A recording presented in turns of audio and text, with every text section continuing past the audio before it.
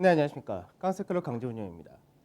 전일 국내 증시 장 초반에는 상당히 또 강한 급등세가 나타난 모습을 보여줬는데, 그리고 나서 장중에 이제 하락까지 또 나타나면서 변동성 자체가 위아래로 5% 이상의 변동이 나타난 흐름을 보이다가, 결과적으로 이제 코스피 같은 경우 약밥 정도, 그리고 이제 코스닥 같은 경우 1% 정도 하락, 이렇게 마감이 되었는데, 거래 대금이 엄청나게 또 많았습니다. 그래서 거래소 같은 경우는 거래일 44조까지 늘어났다, 이렇게 된 게 있었고, 체감 자체는 상당히 좀 안 좋은 그런 모습을 보여줬다는데, 올해 들어서면서부터 시총 상위 최대형주 쪽으로만 자금이 쏠리는 그런 모습을 보여주고, 이쪽에서만 강세를 좀 띄다 보니까 그 외적인 쪽에서가 오히려 소외를 받는 그런 모습을 보여준다는데, 이 부분이 앞으로 어떻게 전개될 거냐, 이 부분도 상당히 좀 어려울 것 같습니다. 하나씩 보면서 설명해 드리도록 하겠습니다.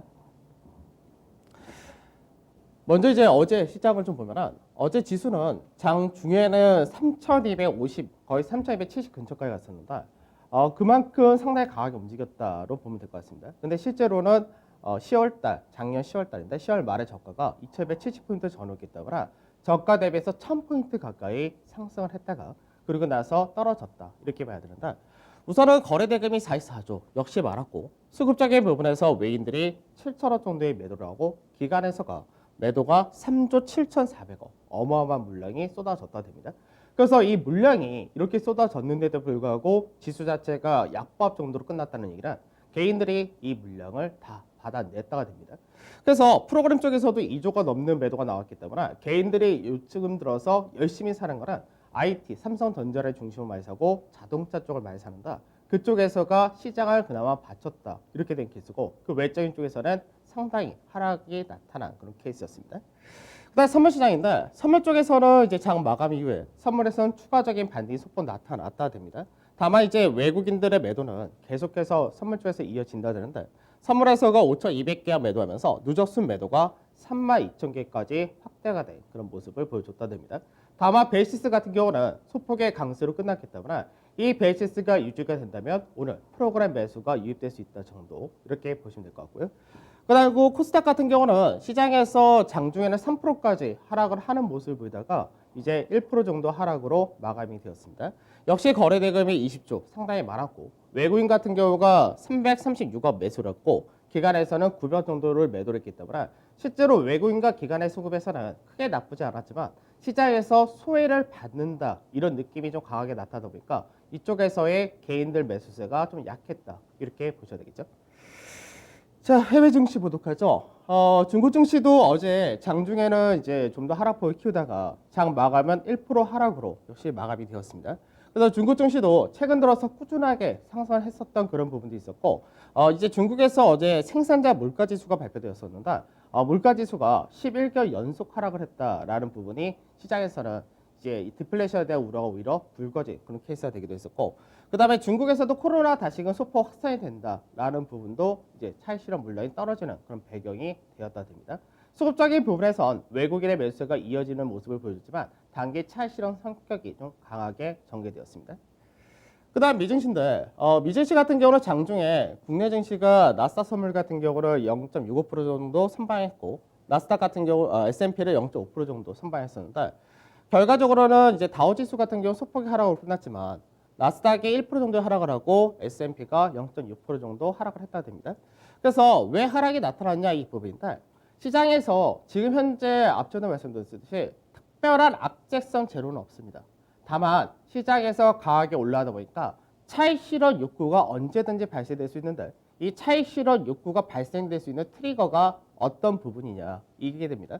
그래서 우선은 위험자산 시장에 대한 차익 실현 욕구가 발생됐다. 최근 들어서 국내 증시를 비롯해서 전 세계 증시도 강세됐지만 비트코인 쪽도 엄청난 급등세를 보여줬었다는데, 어제 같은 경우 비트코인이 장중에 뭐 20% 가까이 하락까지 보여줬기 때문에 굉장히 큰 폭의 급락이 떨어졌고, 테슬라라든지 그동안 비테크라든지 이런 쪽은 굉장히 많이 올라갔던 케이스였기 때문에 가격적인 부담도 있고, 그리고 밸류적인 부담도 역시 있는데, 여기서 역시 마찬가지로 차익 실현 물량이 떨어지는 그런 모습을 보여줬다 됩니다.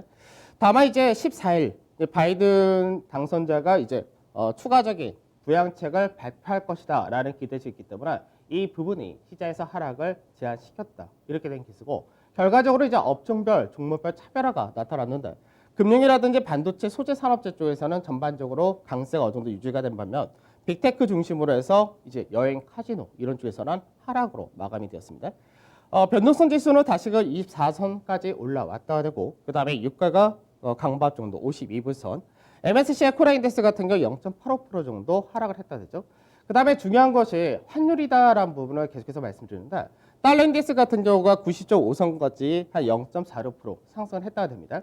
그래서 달러 인덱스 같은 경우는 여러 가지 요인이 있는데 추가적인 부양책이 미국에서 나타난다 하더라도 그 부분이 이미 반영이 되어 있다 이런 부분과 그리고 연준에서 스탠스가 바뀌게 될 경우 추가적으로 달러 약세 요인이 없어진다는 부분이 있습니다. 그러다 보니까 국내 원달러 환율도 전일 1100원까지 올라왔다가 소폭 하락해서 1097원 정도로 마감이 되었다 되죠.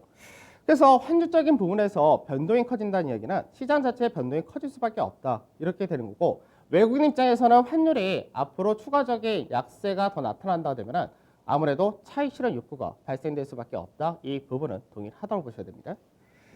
자, 나스닥 지수 한번 일관성을 보도록 하죠. 일관성을 보게 되면 앞전에 패턴 자체에서 하단을 깼다가 다시 한번 강세를 띄었다 되죠. 그리고 나서 다시금 이 라인대의 중간까지 떨어진 모습을 보여준다 됩니다.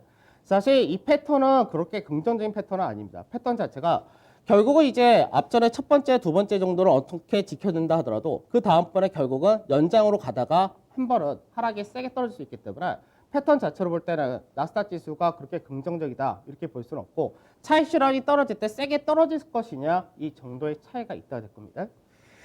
그 다음에 S&P 지수인데 S&P 지수는 상대적으로 나스닥보다는 상승폭이라는 것들이 그렇게 가파르지 않다가 됩니다. 그리고 나스닥보다는 아무래도 밸류적인 부분에서는 조금 덜 부담이 된다. 이 측면을 가지고 있는데 역시 상단 자리를 지난주 금요일 같은 경우 살짝 넘어갔다가 다시금 상단 자리대에서 저항을 받는 모습으로 바뀌어 있죠. 그래서 패턴 자체는 동일하다 되는데 연장이 이어진다 하더라도 추가적인 상승은 불안한 상승이 나타날 수밖에 없는 것이고 떨어진다 했을 때는 추가적인 하락이 떨어질 수 있다 부분도 동일하다 됩니다. 그래서 사실 조정을 좀 미리 선반영을 하면서 받고 가고 이런 과정이 있으면은 그 다음에 조정이 좀 덜 나오게 되는데 아무래도 빠지게 될 경우는 기본적인 하락폭이 나올 수 있기 때문에 많이 올라가면은 빠지폭이 좀 더 커진다 이런 측면까지도 고려를 하셔야 됩니다. 자, 달러 인덱스를 한번 주간 차트로 보도록 하죠. 달러 인덱스 같은 경우는 실질적으로 2018년도부터 본격적으로 보호무역 정책이 피었던 그런 시기입니다. 그때부터 해서 달러 강세가 이어졌었고 그리고 코로나 사태가 발생되었을 때 오히려 달러의 강세가 상당히 가파르게 나타났다 되죠. 그러고 나서 달러가 계속해서 하락세를 보였던 부분은 연준에서의 통화 정책이라는 부분과 그리고 재정 지출을 많이 할 것이다. 여러 가지 요인이 있었습니다. 그래서 실질적으로 이제 9월달 전후로 해서 시장에서 달러 인덱스가 상승 추세를 깨던 그런 흐름을 보여줬고 실질적으로 이때부터 외국인들이 국내 증시에 대해서 매수가 들어오기 시작했던 그런 과정이 되는데 지금 현재는 89라는 선까지 떨어졌다가 이제 하락보다는 반등 쪽에 무게를 실어준다 됩니다. 그래서 달러의 강세 배경이 여러 가지 있다고 말씀드렸는데 유로와의 차익 실현이라는 부분도 있기 때문에 그런 부분을 볼 때 달러가 기술적 반등이 나타날 수 있다가 되는 건데 이 경우 달러 인덱스가 92에서 93선까지 3.5선까지도 반등이 나올 수 있다가 됩니다. 그러면 약 3%가 좀 넘는 상승이 나타날 수 있다는 얘기인데 이렇게 될 경우는 국내 원달러 환율에도 추가적인 영향을 미치기 때문에 외국인들 같은 경우는 추가적으로 갖고 있는 물량을 팔 수가 있다 됩니다. 그래서 시장에서 얼핏 생각할 때는 외국인들이 11월 달에 들어왔던 물량의 대부분이 다 나갔다. 그럼 추가로 나간 물량이 없다라고 생각할 수 있겠지만 기존에 가지고 있었던 비중 자체가 원체 컸었기 때문에 삼성전자가 현재 시가총액이 500조가 넘어간 상태에서는 삼성전자에 대한 지분 1%만 판다 하더라도 약 5조란 물량이 떨어질 수 있기 때문에 실제로 삼성전자가 지금 최근에는 개인들의 매수세가 워낙에 강하다는 부분에서 차익 실현이 굉장히 용이한 그런 케이스가 되기도 합니다. 그래서 환율 쪽에서의 변화가 생긴다는 얘기는 시장 자체의 변동성이 커진다. 이 부분은 동일하다라고 보시면 되겠습니다. 그러면 실질적으로 원달러 환율을 보게 되면 원달러 환율도 마찬가지죠. 1080원이라는 자리대 2018년도에 왔다 갔다 했었던 그런 자리대인데 그 라인대에서 현재는 1110원 근처까지 올라왔다 되죠. 그러니까 모양 자체가 달러 인덱스라든지 국내 원달러 환율이라든지 거의 비슷한 양상인데 그렇다면 환율 자체가 1110원을 넘어가는 시도가 나타날 수 있는데 만약 넘어간다 되면 1140원까지 열린다 됩니다. 그래서 이렇게 넘어간다 될 경우는 아무래도 시장에서 외국인들의 스탠스 자체가 한 번은 차익 실현 욕구를 더 부추길 수 있다가 되는 게 있습니다. 자, 어제 시장 보도록 하죠. 어제 시장을 보게 되면 이 부분인데 시장에서 사실 1월 달에 진입을 한다. 아까 작년 말 분위기는 뭐냐면은 1월 달 대비는 1월 효과가 굉장히 강하다. 그렇기 때문에 1월 효과에 따른 모멘텀을 가장 많이 받는 데가 여태까지 제약바이오라든지 주로 IT 부품이라든지 이런 쪽이 많이 받는다. 또 세스라든지 JP 모건 컨퍼런스 있기 때문에 그래서 그쪽을 중심으로 해서 개인 투자자분들은 상당히 많이 이동을 했었는데 오히려 1월 달 들어오면서부터 시총 최상위 IT와 자동차를 중심으로 해서 시총 상위가 강세를 띠다 보니까 소외감을 받을 수밖에 없다가 되겠죠. 그러다 보니까 시장에서 변동이 커지는 부분이 상대적으로 많이 올라간 쪽에서의 변동도 크지만 그동안 상승이 약했었던 코스닥이라든지 중소형 같은 경우가 오히려 변동이 커진 케이스였습니다. 그래서 지수는 소폭의 약보로 끝났지만 코스닥이 1% 하락했고 대형 지수는 0.27% 상승을 한 반면에 중형과 소형은 역시 2% 전후의 하락으로 마감이 되었다 되겠죠. 그러면 시장에서 어제도 설명드렸듯이 시총 상위가 워낙에 지금 현재 비중이 커졌고 그 안에서도 시총 1위부터 13위까지가 더 많은 비중으로 확대가 됐기 때문에 결과적으로는 거래 대금의 증가가 좀 많다는 부분이 증권 업종의 강세까지는 연결시켜줬고 자동차와 IT, 그러니까 삼성전자와 현대차 그룹이 되겠죠.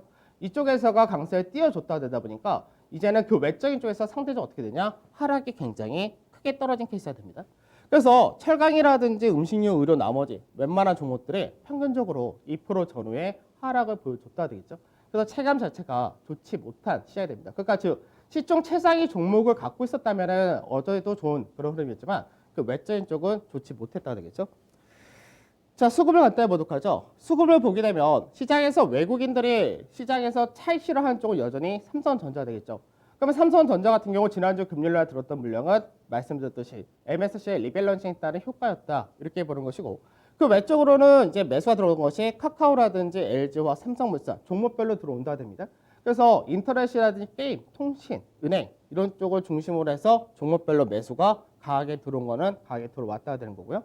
매도가 된 쪽은 삼성전자 쪽에서가 매도가 많은데 삼성전자 5천원 팔았다. 한 전체 갖고 있는 지분에서 0.1% 정도 팔았다가 됩니다. 그만큼 삼성전자 많이 올랐기 때문에 조금 파는 부분도 금액이 크다 이렇게 된 거고요. 자동차 쪽이 요 근래 들어서 상당히 많이 급등이 나타나면서 이쪽 역시 차익 실현이 떨어졌다 이렇게 보시면 되겠죠. 그 다음에 기관인데 기관은 어제 원체 많은 대규모의 물량을 쏟아냈기 때문에 매수 쪽에서는 세티로 헬스케어와 현대건설, 또 일진머티리얼즈, 에코프로, 삼성생명 이 정도가 들어왔다가 되는 케이스인데 실제로는 거래소 상해에서는 현대건설 정도만 강하게 들어왔다가 됩니다. 그 다음에 매도를 보게 되면 매도에서는 삼성전자에 대해서 1조 2,500을 팠다 되죠. 그래서 실제로 작년 연말에 금융투자에서 배당 투자를 대부분 삼성전자로 들어왔기 때문에 금융투자에서 기존의 베이스 약화했다는 매도 부분과 그리고 배당으로 들어왔던 물량이 많이 쏟아졌다가 됩니다. 그래서 시총 상위는 대부분 대규모의 매도가 나타났다 되겠죠. 자, 그럼 특징도 하나 보도록 하죠. 그러니까 작년에 이제 연말 선물이다라고 하면서 드렸던 종목들 그리고 그때 수익이 좀 약했던 애들에 대해서 이제 하나씩 다 설명해드렸었는데 현대건설 같은 경우는 이제 어제 같은 경우 지수가 상승폭이 크게 축소됐다 하더라도 7.5%라는 상승으로 마감이 되었다 됩니다. 수급적인 부분에서는 외국인과 기관의 동반 매수가 나타난 종목군인데 먼저 실적 한번 보도록 하죠. 앞서도 실적을 설명드렸었는데 실적 자체가 작년에 영업이익이 약 6천억 정도 된다. 이 얘기는 해외 수주가 너무나 많기 때문에 코로나에 따른 영향이 발생이 되었다 되겠죠.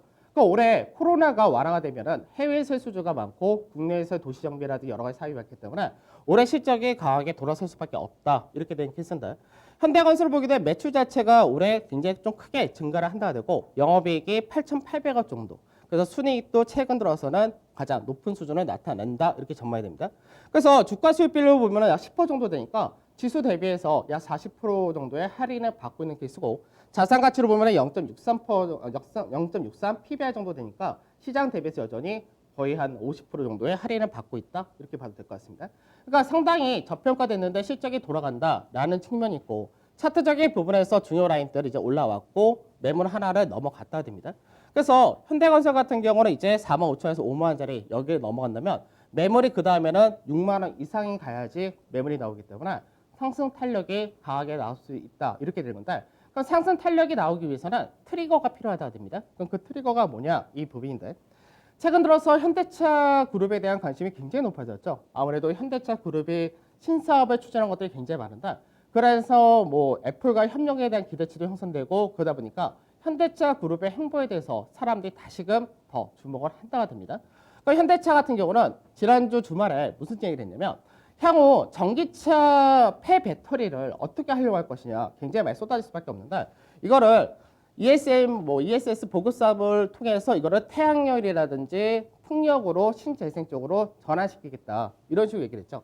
그래서 그렇게 되게 되면은 신재생 에너지 사업을 결국 확대시킨다가 되는데 폐배터리를 가지고 그러면 그거를 누가 할 거냐? 현대차 그룹에서 그거를 누가 중심으로 움직일 거냐? 이 부분인데 현대건설의 가능성이 굉장히 높다 이렇게 보는 겁니다.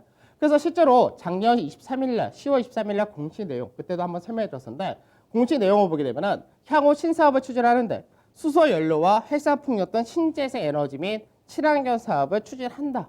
이 내용이 공시에 들어와 있었죠.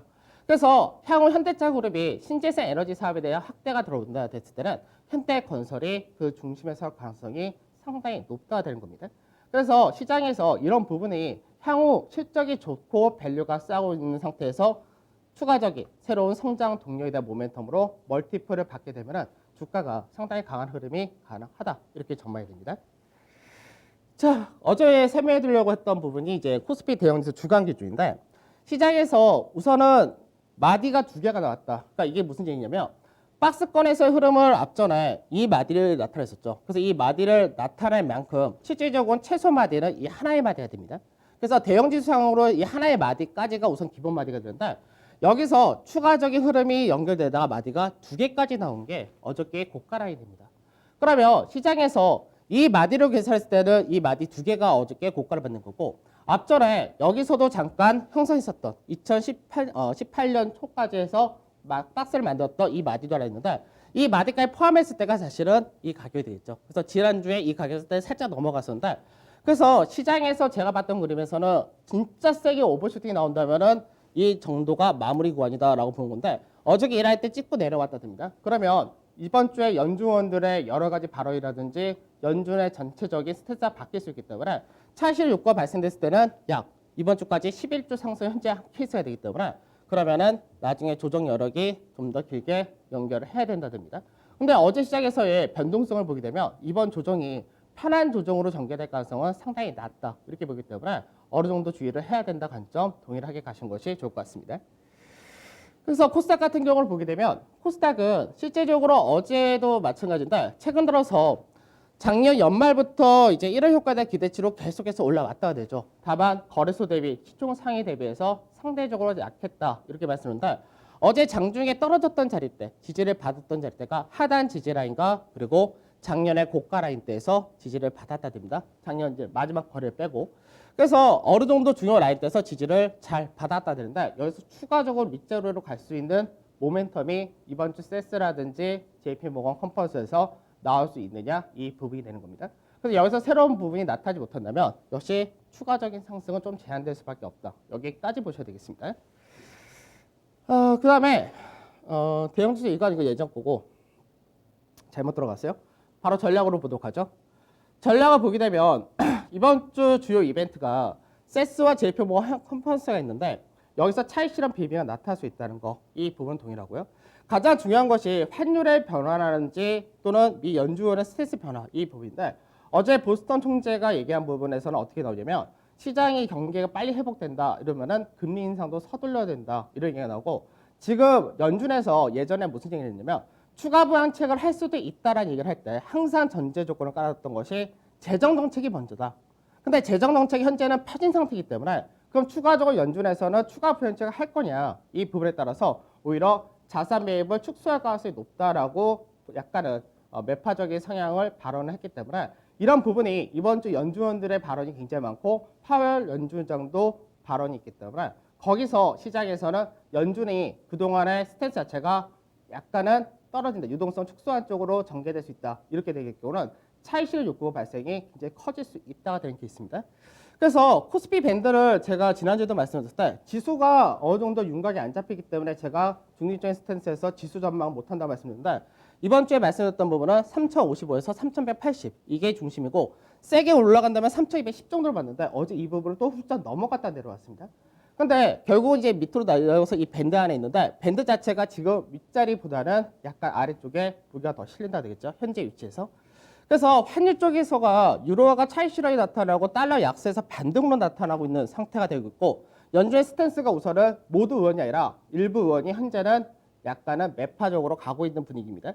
그래서 달러화 자체가 이제 자산시장 급등했던 부분이 어느 정도 우려감이 나타난다. 그래서 글로벌 증시가 그동안 상승을 많이 했기 때문에 여기다 영향도 받는다 됩니다. 그래서 국내 증시가 다른 증시 대비해서 더 많은 상승했다. 이 부분에서 차익 실현이 나타날 때 충격이 어느 정도 배제할 수 없다. 이 부분도 동일하게 나타날 겁니다. 그리고 주식형 펀드라든지 글로벌 펀드 자체가 자금이 축소되거나 유출이 되고 있는 모습이기 때문에 결국 차익 실현 욕구가 굉장히 세다. 이렇게 보셔야 되고 봐야 될 업종은 거의 비슷합니다. 다만 시장에서 제가 그동안은 주식과 현금 비중은 중립이다라고 말씀드렸다면 이제는 실제로는 현금 비중을 더 늘려야 된다. 이렇게 보는 관점인데 사실 이 부분이 앞전에 제가 작년에 추천했던 쪽하고 동일하게 맞춰진 겁니다. 왜 그러냐면 작년에 제가 이제 추천을 해드렸을 때 어떤 식으로 해드렸냐면 한국조선해양과 삼성전자부터 순차적으로 해드렸었죠. 근데 이쪽에서 차익 실현을 전 마무리를 했었고 실제로는 차익 실현 때보다 훨씬 더 많이 올라갔다가 됩니다. 그러니까 이거 차익 실현할 때 어떻게 되냐면 현대차와 현대위아를 샀고 원래 기존의 현대모비스까지 해서 자동차에 대해서 워낙에 좋게 보는 관점이었기 때문에 이쪽을 이제 굉장히 비중 많이 실었었다 되고 현대건설 유지하고 LG디플을 어느 정도 유지를 했었다 되는데 실제로 제가 휴가 기간 동안에는 LG디플이 굉장히 강하게 급등이 나왔죠. 그때 정리를 하다 보니까 현금 비중이 커졌다 됐는데 실제로 LG전자가 이제 협력을 하면서 이제 부품사를 자동차 전장 시장에 더 확대한다라고 얘기가 났을 때 제가 한 건 뭐였냐면 LG디플의 매도분을 현대모비스에 추가를 했다 됩니다.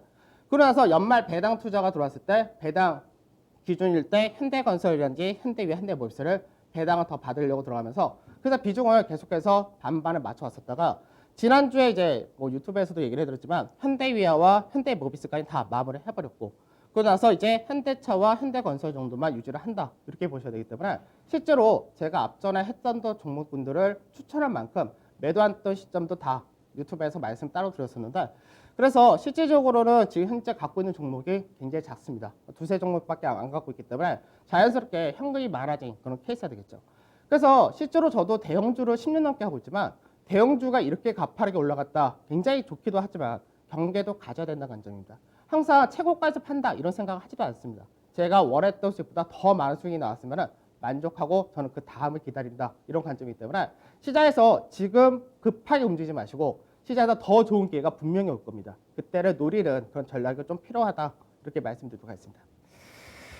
자, 오늘도 시장에서 변동이 좀 클지 어떨지 봐야 되겠지만 시장이 어제만큼 변동은 나타날 수 없겠죠. 다만 조정, 차익 실현 효과가 발생될 수 있는 여러 가지 흐름이 나온다는 부분은 주의하시면서 가시면 될 것 같습니다.